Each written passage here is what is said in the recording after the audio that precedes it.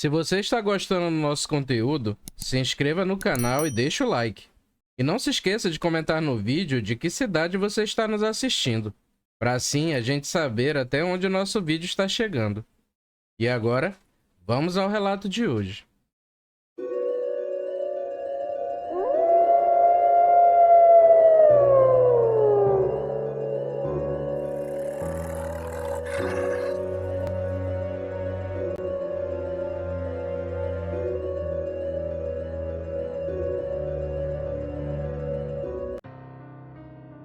Sempre fui um cara louco pelo sobrenatural. Tanto que ao entrar em minha conta da Netflix, a maioria dos filmes vistos e indicados para mim são de terror ou suspense. O YouTube, só páginas de terror, mas na sua grande maioria, as que falam de seres amaldiçoados pela lua cheia.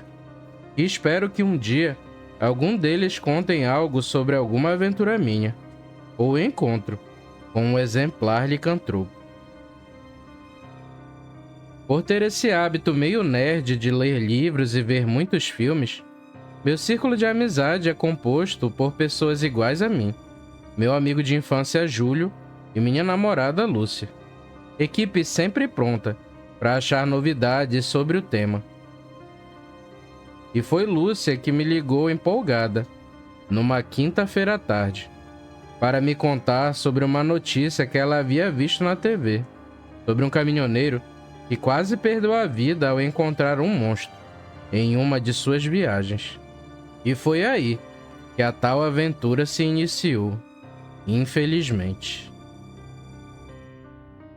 Nos encontramos no mesmo barzinho de sempre, na mesma hora de sempre. Fui o primeiro a chegar, pois com o entusiasmo com que Lúcia me contou um pouco da história, vi que algo ali merecia ser investigado, já que de nós três, ela, a Lúcia, era a mais centrada. Era quem nos puxava para a terra, quando começávamos a imaginar nossas loucuras. Em pouco tempo, todos já estávamos reunidos, e um resumo do acontecido foi passado. Pois, pelo que ela entendeu, o caminhoneiro, ao retornar de uma viagem a trabalho, numa região meio deserta na cidade de Crateús do Norte, Bahia, foi perseguido por um animal, que ele jura que não era desse mundo, e que só sobreviveu porque sempre andou armado, e conseguiu, por muita sorte, acertar a cabeça da fera. Eu e Júlio absorvemos cada palavra daquele relato, como uma pessoa no deserto absorve um copo d'água. E no final de toda sua explicação, o veredito foi tomado. Iríamos para a Bahia, e lá iríamos procurar o tal caminhoneiro. Sempre fui um cara seguro, mesmo com minha imaginação sobre encontros com feras e seres folclóricos. Sempre me considerei racional. Avaliava os prós e os contras. Evitava fazer bobagem, pois haviam pessoas que dependiam da minha vitória. Mas dessa vez, só dessa vez, deixei o impulso falar por mim. Não refleti, não ponderei, apenas agi, com a vontade da minha criança interior. E queria saber se essa maldição realmente existe. E, meu Deus, foi a maior estupidez da minha vida. Marcamos para iniciar a viagem logo cedo. Aproveitei o embalo e convidei a Lúcia para dormir lá em casa, usando a desculpa de que sairíamos cedo, e ela ficaria.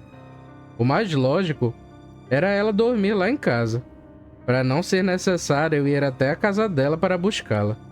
E essa seria nossa última noite de amor. Bem cedo, o Júlio já estava na porta do meu prédio, me ligando, e partimos, rumo ao desconhecido. A viagem demoraria um pouco. Abastecemos o tanque até o talo, para não ter nenhum contratempo. Em uma hora de viagem, a paisagem era bem vazia e triste, mas nos distraímos com nossa empolgação, conversas, planos e etc. Quando percebemos, vimos que já estávamos chegando na cidade. E percebemos também que, com certeza, Judas havia passado por ali e perdido suas botas. E a primeira preocupação que me bateu foi aonde iríamos nos acomodar, já que parecia que ali malmente tinham habitantes. Imagine hotéis ou pousadas.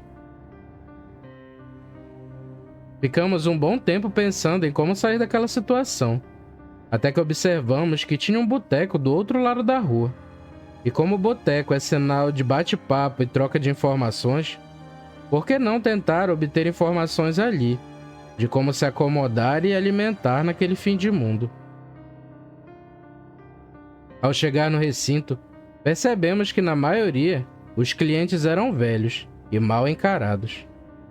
Já o dono do bar deveria ser, pelo menos, pois estava na parte interna do balcão. Parecia ser amigável, e foi com ele que tentamos uma aproximação. Pedimos uma bebida e perguntamos se havia algo para comer e onde poderíamos encontrar um lugar para dormir. Conseguimos ajuda para as nossas 3 primeiras solicitações e, empolgados, fomos para a quarta e mais importante das perguntas: se ele conhecia o tal caminhoneiro que passou sufoco com um monstro por esses dias. Ao ouvir a pergunta, o homem riu e perguntou se realmente acreditávamos nessas coisas. Ao confirmar e informar a ele que esse era o motivo da nossa viagem, o homem mudou de semblante. Ficou sério e perguntou se tínhamos tempo para ouvir uma pequena história, o que prontamente dissemos que sim, e ele logo começou.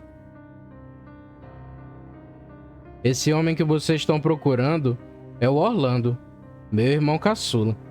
Ele era caminhoneiro. Sempre teve vontade de seguir essa carreira, já que nosso pai tinha sido. Entrou para a profissão aos 27 anos e desde então rodou quase todo o país, levando e trazendo produtos. E foi em uma dessas entregas que quase ele não sai vivo. E então ele começou o relato. Pelo que ele me contou, tinha uma entrega para aqui perto, um lugar chamado Serra da Lua. A entrega era de umas madeiras, e por ser viagem curta, ele quase não aceita.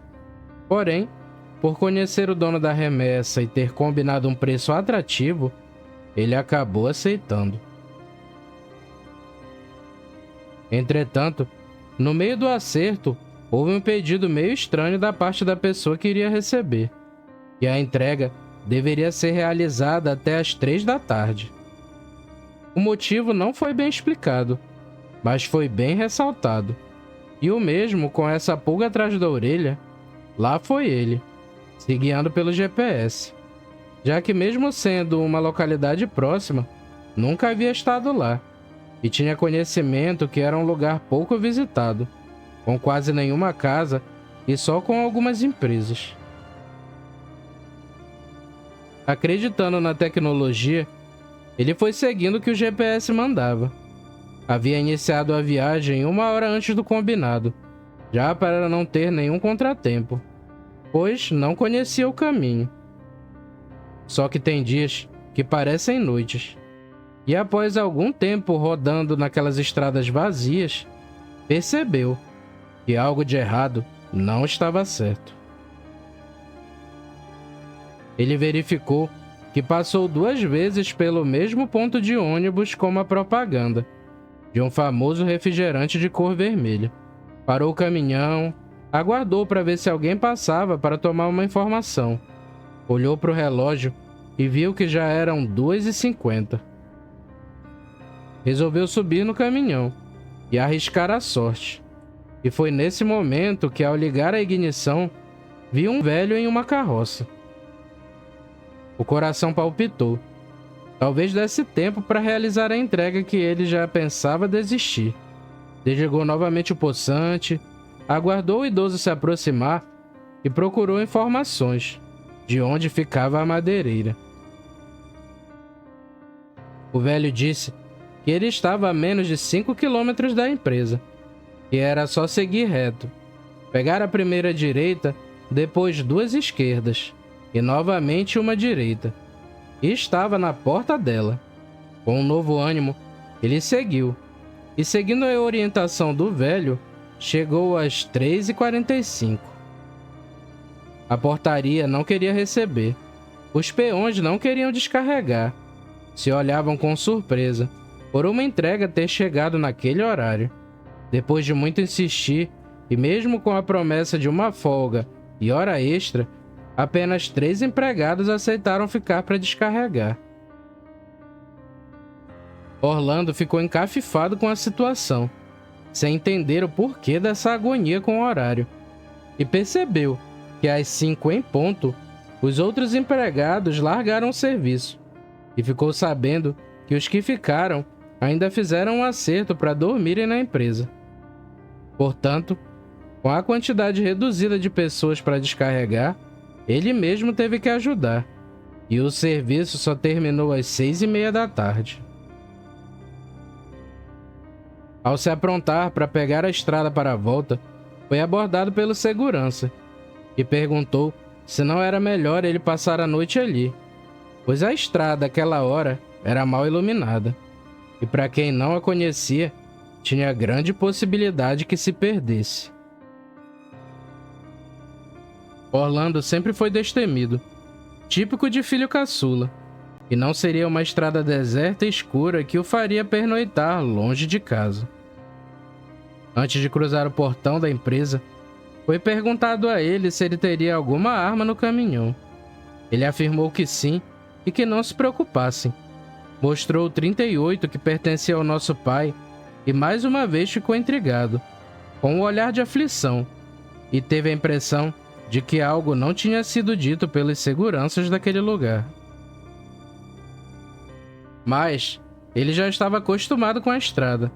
Virou a primeira esquerda, depois duas à direita. Seguiu por mais um tempo e parou. Direita ou esquerda? Aquela ajuda no descarregamento, aqueles olhares, a confusão por causa do horário, tudo isso tirou sua atenção e o fez esquecer a orientação do velho. Tudo ao seu redor era só o silêncio e a escuridão, e a lua estava lá no alto. Ficou rindo por algum tempo, de como aquele dia estava sendo atípico. Unidunité e escolheu a direita, e seguiu para a maior aventura de sua vida, aquela que lhe custaria tudo. Após quase meia hora de estrada, ele percebeu que aquele ponto de ônibus com aquela propaganda de refrigerante ainda não tinha aparecido. Verificou o relógio, a estrada e o céu, e agradeceu aquela lua cheia, que deixava o caminho mais claro.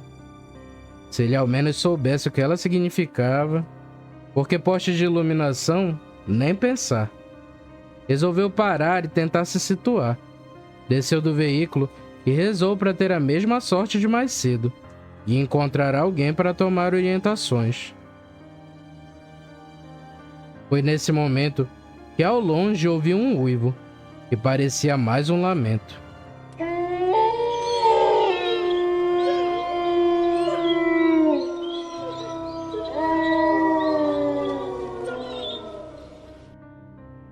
Pensou em como poderia ter cachorro naquele local, já que não haviam casas.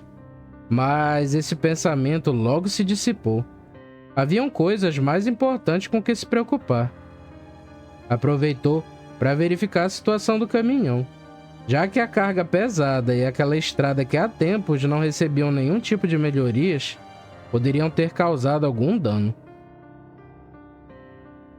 Entretido nesse processo, foi quando novamente ouviu um som, mas dessa vez não foi um uivo, e sim um urro de algo grande e que dessa vez já não estava tão distante.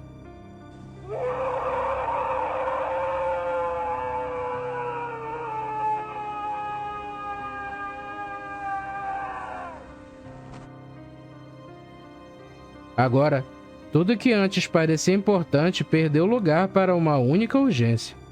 achar o caminho que tirasse ele dali e que o afastasse daquela coisa.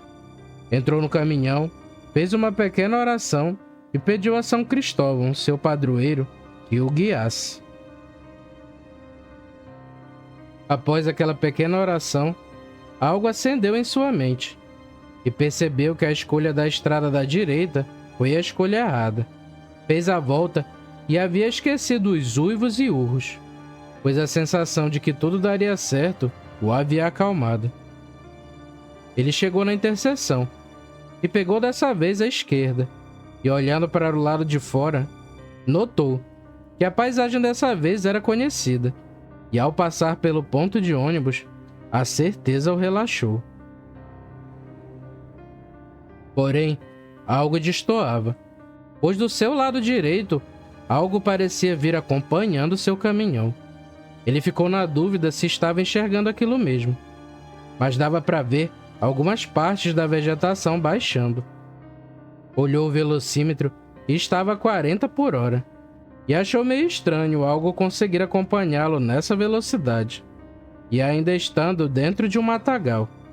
Ele resolveu acelerar e percebeu que nada mudou, e um frio, vindo não sei de onde, gelou todo o seu corpo. Pois, na verdade, a sensação de estar sendo seguido se iniciou logo no início da tomada de decisão, de pegar a estrada da esquerda quando retornou à interseção. Portanto, aquilo já vinha seguindo há pelo menos 20 minutos, e não demonstrava cansaço. E foi nesse momento que sentiu uma porrada do lado do banco do passageiro, que conseguiu desestabilizar o caminhão.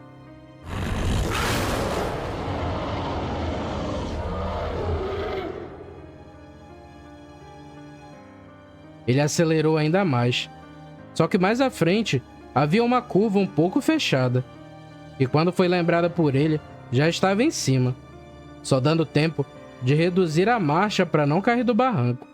Jogou para o acostamento invadindo um terreno, derrubando cercas e parando. Orlando ficou um tempo sem entender o que estava acontecendo, mas o instinto fez com que o primeiro ato após voltar à realidade foi procurar o 38 no porta-luvas. No mesmo momento em que o braço peludo e longo quebrou a janela do caminhão, o puxando para o lado de fora. Por muita sorte, mesmo com aquele susto, ele não largou a arma. Foi lançado contra um tronco de árvore e, ao se chocar, lutou para não perder os sentidos. Se manteve consciente, porém se arrependeu. Talvez desacordado, sua possível morte fosse algo rápido, e ele não teria consciência do que o mataria. A figura que estava em sua frente era algo que ele nunca imaginou que pudesse existir, e era o prenúncio de uma morte violenta, e que talvez seu corpo nunca fosse encontrado. Pelo menos inteiro, com certeza não. O que ele via se aproximando era um ser grande e abrutalhado, pelos por todo o corpo, boca rasgada, de onde saíam presas maiores que os dedos de uma mão, braços longos e musculosos, que terminavam em garras tão grandes quanto seus dentes. Aquilo parecia querer brincar com ele, pois se aproximava e depois cessava a aproximação. Parecia saborear o horror que sua vítima demonstrava estar sentindo. Porém, aquela seria uma vítima diferente. E quando a tomada de decisão da fera de atacar foi posta em prática, um estampido seco e um clarão fez com que aquilo urrasse de dor.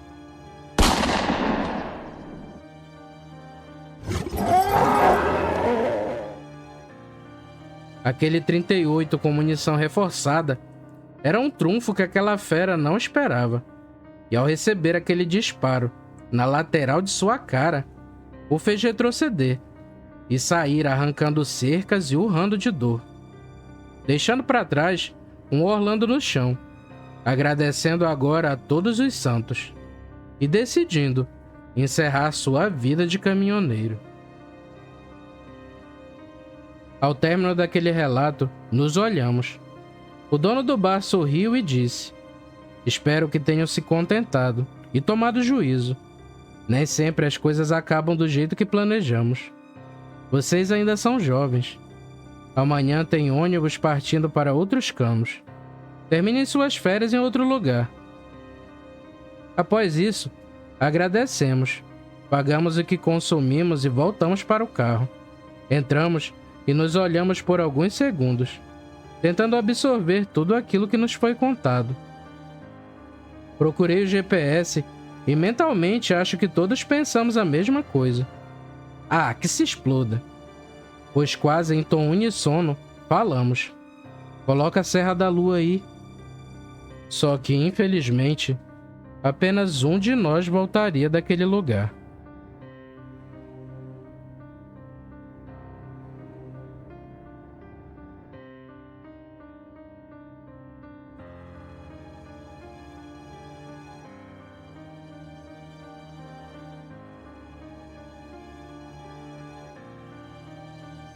Se você gostou do vídeo, não se esqueça de se inscrever no canal e deixar o like. É um pequeno gesto para você, mas uma grande ajuda pra gente. Nos vemos no próximo vídeo, pessoal. Fiquem com Deus e tchau!